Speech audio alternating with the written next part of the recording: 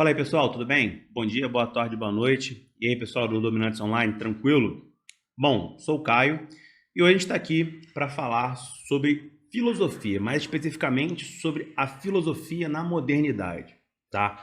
Primeiro ponto que eu queria chamar a atenção de vocês é que a modernidade, quando a gente fala em contexto filosófico, ela não é exatamente igual à modernidade ou à idade moderna que seria na história, não é o mesmo recorte temporal, tá? Então, quando a gente falar aqui de modernidade, não vai ter exatamente um recorte perfeito, mas seria mais ou menos ali um período meados do século XV até mais ou menos meados do século XVIII. É esse recorte temporal que nós vamos fazer aqui, tá? Mais ou menos ali com o que seria o equivalente ao Renascimento humanista. Beleza? Então vamos pegar aqui alguns conceitos para começar a introduzir posteriormente os autores aqui para vocês, tá? Bom, o que estava acontecendo nesse momento, tá? Primeiro, nós temos ali o estabelecimento do absolutismo monárquico na Europa, tá? Porque o nosso recorte aqui inicialmente será Europa, tá? Então, o Estado Nacional estava se formando e com a formação do Estado Nacional, por consequência, tá, os reis vão concentrando cada vez mais poder em suas mãos. Inclusive, esse debate sobre absolutismo e se o rei deveria ou não concentrar esse poder será um dos debates na modernidade. Um outro ponto que estava acontecendo também, e esse aqui é de suma importância, são as disputas religiosas que vêm, tá? Que vão ter o seu auge, melhor dizendo, com as reformas protestantes, né? O anglicanismo, né? E todas as outras vertentes religiosas que vão se desenvolver na Europa a partir de uma quebra de monopólio do poder da Igreja Católica, pelo menos ali no Ocidente. Então, essas disputas religiosas também vão ser citadas por alguns autores, tá? Como um aspecto bastante importante no contexto filosófico desse período. Outra questão também que nós vamos ter é a disputa entre poder espiritual e poder secular. Lembrando que essa disputa não é uma disputa exatamente desse contexto. Ela já vinha acontecendo há algum tempo, conforme a gente pode perceber.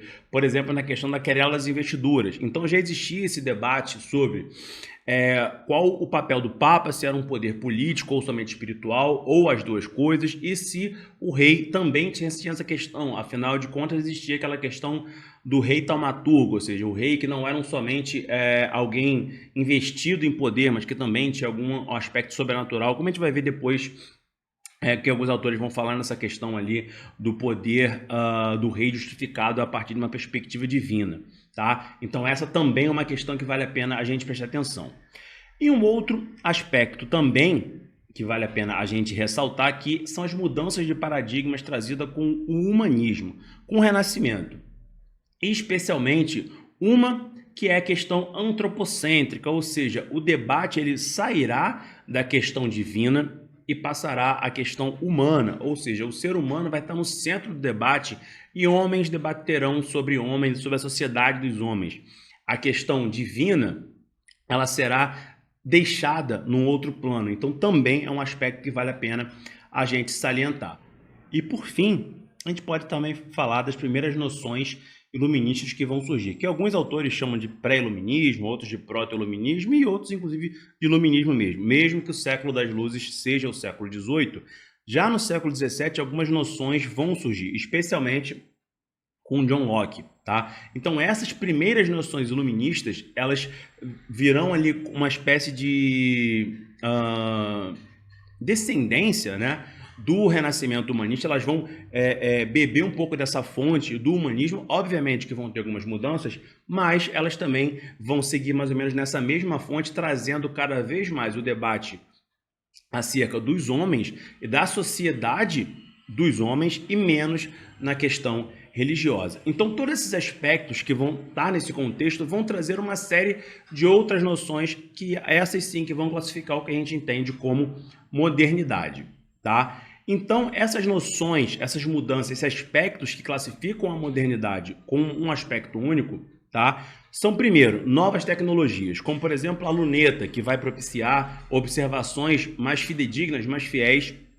da abóbora celeste, as naus, que vão ser o principal veículo, né, de transporte ali, das grandes navegações, que vão fazer o homem perceber que a Terra não era somente a Eurásia e a África, existia muita coisa além disso. O astrolábio, que vai ser um instrumento bastante importante para essas grandes navegações e para um conhecimento maior, né, do planeta como um todo. E a prensa de tipos móveis, né? A imprensa de Gutenberg, que vai ser uma maneira de difundir essas ideias, esses tratados, né, que vão ser escritos nesse período. Apesar da população no período, boa parte, ser iletrada, mas mesmo essa minoria letrada já vai ser bastante importante para a difusão dessas ideias. Um outro aspecto que vale a pena também a gente abordar é a noção do aristotelismo por parte da igreja. Porque a igreja, desde ali de meados, né, do que a gente considera ali como a Baixa Idade Média, com São Tomás de Aquino, toda a questão do nascimento das universidades e do ensino superior, pelo menos na nossa perspectiva mais ocidental, a igreja passa a adotar o aristotelismo, algumas noções do pensamento de Aristóteles, como uma de suas premissas. E com isso, a perfeição do sistema solar era tido como a semelhança de Deus, ou seja, Deus era o universo, era todo o sistema, e para isso era um sistema perfeito. Só que quando esse sistema passa a ser questionado, né, aquilo que a gente entende como geocentrismo, quando esse sistema passa a ser questionado pelas noções que depois vão ficar conhecidas como heliocentrismo, que alguns autores, alguns pensadores, com todas essas novas tecnologias que nós acabamos de falar aqui, vão passar a questionar isso, a igreja ela passa a se utilizar da força em muitos momentos para impedir essa disseminação de novas ideias, até porque questionar a veracidade do pensamento da igreja era também questionar todo um sistema que passava, né, pelo domínio da igreja, por esse cerne de poder intelectual da igreja. Então, uma das instituições que é reutilizada, até porque não era algo novo, vai ser justamente o Tribunal do Santo Ofício, que a gente chama de Santa Inquisição também. Só lembrando que a Santa Inquisição, o Tribunal do Santo Ofício, não era, repetindo, algo novo, era algo que já do século XII já havia sido utilizado em alguns momentos, porém, esse Tribunal do Santo Ofício, ele reaparece,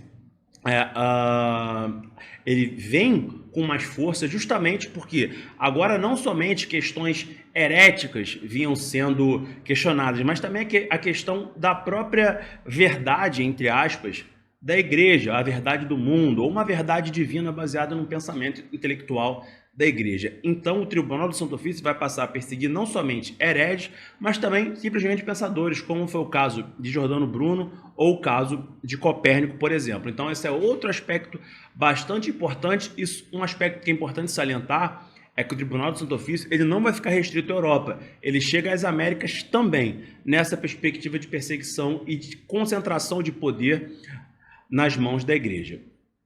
Então, a partir dessa perspectiva de novas ideias, de novas concepções que vão surgindo, mesmo com o Tribunal do Santo Ofício perseguindo qualquer voz dissoante, ainda assim novas noções surgem, como a gente já falou aqui, como o pensador, o cientista ou físico Nicolau Copérnico e a noção do heliocentrismo, que vai ser um grande baque, né, para todo esse escopo de pensamento da Igreja Católica, porque vai totalmente em oposição ao que era apregoado, ou seja, o sistema dito pela Igreja, tá, não era um sistema tão perfeito assim, era um sistema questionável e com uma simples observação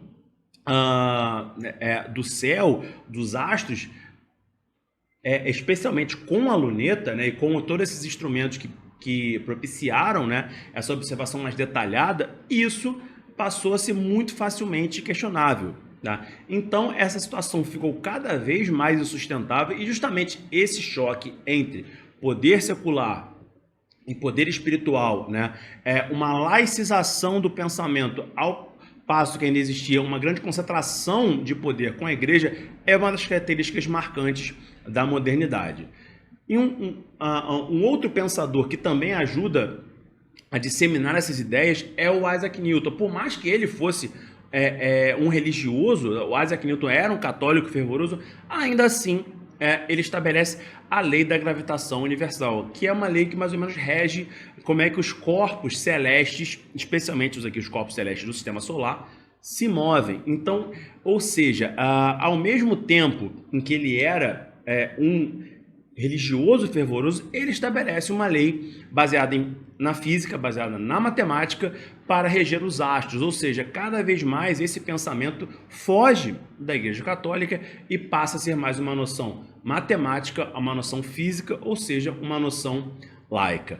E tudo isso vai levar, ao final desse período da modernidade, a uma separação que é praticamente irrefreável entre política e religião. Por mais que nós vejamos até hoje política e religião às vezes caminhando de mãos dadas ou caminhando muito próximo, tá? Não é nem próximo do que já chegou a ser há muitos anos atrás. Então, política e religião, com tudo isso aqui que a gente acabou de ver, todos esses pensamentos, toda essa tentativa de controlar essa evolução, se separam e cada vez mais o Estado tem uma dinâmica própria e a igreja, a religião, tá? Agora estamos falando de igrejas, de religiões, porque a reforma protestante aqui já era um fato consolidado. Ambos esses atores, igreja e Estado, vão conviver no mesmo ambiente, mas vão caminhar por caminhos diferentes. Beleza, rapaziada? Então é isso. Valeu, grande abraço.